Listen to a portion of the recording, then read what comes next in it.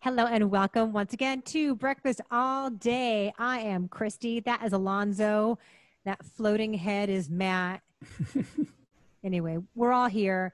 So, first up for us today is The Boys in the Band, which is on Netflix and has an insanely great cast of stars. And it's got some really important origins. Does this match up with that? Alonso, please describe it to me. So yeah, this is based on Mark Crowley's play from 1968. It's considered kind of a real groundbreaker in the presentation of gay characters on stage, and then later in film in the 1970 William Friedkin adaptation. This is Ryan Murphy produced, Joe Mantello directed, featuring the 2018 Broadway revival cast, including the likes of Zachary Quinto, Jim Parsons, Matt Bomer, Robin DeJesus, Andrew Rannells, Tuck Watkins. And it's about a group of friends gathering for a birthday party with one outsider popping up and, generally sort of getting drunk and getting mean and digging into the truths and the secrets and the lies of each other's lives. It is still considered a landmark, and the 2018 production, which featured this cast and was also directed by Mantello and produced by Ryan Murphy, I believe won a Tony and was greatly acclaimed. This is the film version, and Mantello is not really known as a film director. I think the last feature he made was Love, Valor, Compassion, which he had also directed on stage. And this movie to me is just kind of like, I called it a waxwork karaoke in my review. It doesn't have the same punch, I think, that the original production did. It feels mothballish in a lot of ways. It feels very sumptuously, but maybe over art directed in that singularly Ryan Murphy way when he's doing period pieces, especially.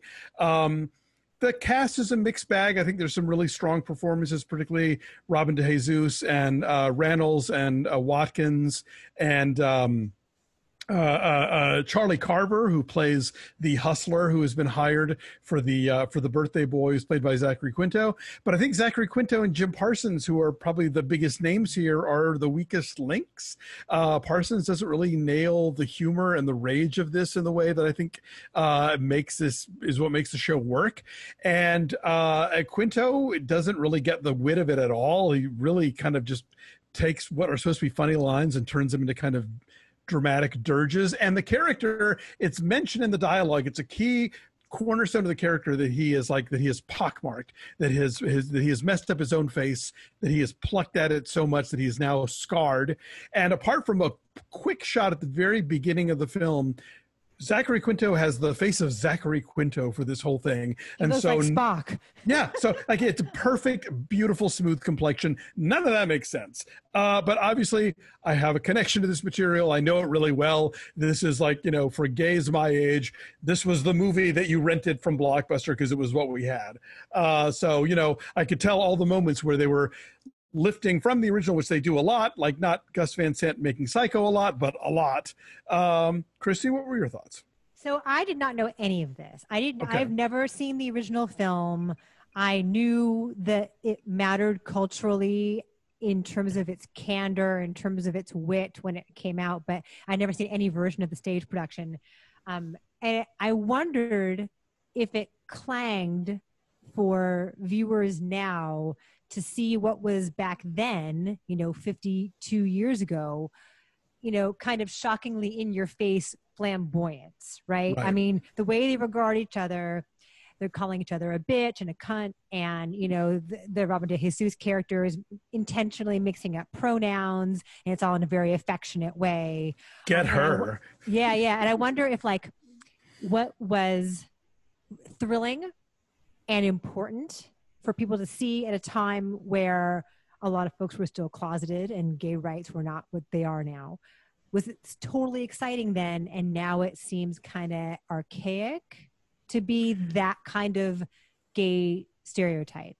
Well, this is the kind of play that you can only do as period. Like, you can't modernize The Boys in the Band. You have to do it in 1968 because the 1968-ness of it all is sort of inescapable. But yeah, you're right. I think it's hard to capture what was probably like sort of shocking and daring at the time that now, like, well, we have RuPaul's Drag Race. We hear we hear gay men call each other this kind of thing like on a weekly basis. Right. And I wonder, like, do young gays watch this and does it resonate with them, or do they feel like that is a whole other generation or two removed and I don't get it? I mean, it is history, and whether or not they respond to it, obviously, is just sort of a question of do they respond to history at all. But yeah, I think, you know, I was of this weird period where, like, the 80s, the 90s, again, you know, but like before the new queer cinema happened, this was one of the handful of like unapologetically gay movies. But in the 80s, you looked at it like, oh God, that's not my life. That's not going to be my life. That's not what our lives are right now. And then now we're so far past even that. It's just kind of like, well, here's this quaint curio of the past. And this is what, you know, people in New York were like before Stonewall happened even, you know. I mean, the Ryan Murphy-ness of it all. Yeah. Like the clothes are fantastic. And like the production design and the phones. There's a rat-a-tat, very theatricality to the way they all regard each other, especially as each new character enters the story, you know, enters the party, enters the apartment, and there's a getting to know you kind of fizziness about the way they're all regarding each other, which is energetic and can be very funny and can be very, very entertaining. But I liked it better when it settled down and when they got into what is admittedly quite a contrivance to get them to relive the pain of the past and the loves of their past when they play this telephone game. But that device provides the opportunity for real acting and for real emotions. And I guess you can't have the significance of the depth of that without the fun of the first hour, without the getting to know you of the first hour. So while that clangs and is so stagey and so false in a lot of ways, it does kind of like subtly create the underpinnings for the emotions that you will feel when they let their guards down, when they drop that facade and you know, have to talk about the pain of loving and being rejected or being closeted or whatever.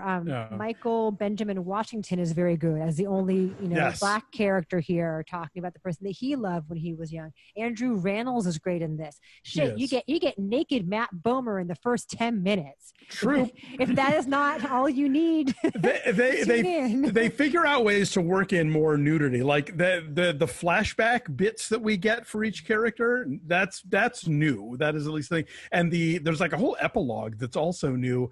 I don't know that it's necessarily better, that adds anything. If anything, I think it kind of undercuts the claustrophobia of it, because like the Friedkin version, when you watch it, it's like when you watch Bug or Killer Joe, like it's so much about people that are trapped in that room, and like there's a rainstorm coming literally, and so it's humid and you can just sense the sweat on everybody. Like you don't get that so much here. It's all too clean, it's all too pristine. So it's not the pressure cooker, you're right, because they do break the tension to show you that flashback. And the flashbacks don't really give you much except for, you know, like the occasional ween, you know. I was kind of let down by this. I'd heard such great things about the Broadway revival, and indeed people like people's opinions I trust said the Broadway revival really worked. But as a film, I don't think this is particularly interesting. I very much enjoyed your line in your review, Alonso, about the way Zachary Quinto is delivering lines, like he's Dennis Haysbert trying to sell us insurance. Yes. That was really funny because it's so slowed down. It's so very dramatic. Very lugubrious. I laughed quite a bit. It's kind of terrible, but I also enjoy what a huge departure it is for Zachary Quinto from what he's known for. Like he's camping it up and having fun, and that was exciting to watch. But it is so mannered. But yeah, he's sucking the life out of that dialogue, unfortunately. I think my other big qualm, and I talk about this in my review in TheWrap, was like the fact that Emery, the character that Robin DeJesus plays, is white in all previous versions. And to make him Latino feels like a bit of a cheat, because so much of his character, he kind of throws these jokey but not jokey racist barbs at the one black character in the play, and eventually that character explains why he allows Emery to do it, to talk to him that way. And it's different when you're talking about like another person of color, but who's Latinx instead of black, as opposed to a white guy. And that just to me felt like Ryan Murphy being like, I don't want to pursue that. That might make people uncomfortable. I'm going to half-ass it this way. So also at the end, once the party breaks up, like the black character and the Latino character like are off on their own, having their own adventure together at the diner. Right? Yeah, again, a totally new addition there to the ending. People of color go to the diner. Apparently, anyway, that's the message. I said 5.5 because I was entertained quite a bit, but it sounds like it's kind of a shell of its significant former self. Yeah, I said 4.5. There are some good performances, and I mean, like, as much as the art direction annoyed me, definitely, they capture a lot of stuff of the period in an interesting way. So, it's on Netflix. You can check it out. And unfortunately, the Friedkin version is not streaming right now, which I have to wonder if that's intentional or not. But seek out the DVD. It's very good. And also seek out, there's a really good documentary called Making the Boys that is about Mark Crowley and about writing the play and the various productions of it thereafter. So those are more worth your while than this version, I think. There you go. So our number is a 5. Yeah. So thanks for watching. Please like this video and subscribe to our YouTube channel. You can follow us at BeFastAllDay on Twitter, Instagram, and Facebook. And check out our Patreon page at patreon.com/BeFastAllDay. We are right now recapping the HBO series The Vow and Lovecraft Country. Got The Mandalorian coming up soon, as well as our October, probably a horror movie that our subscribers will pick for us to review. So lots of fun stuff happening over there. Check it out. Patreon.com/BeFastAllDay. Thanks for watching. Bye.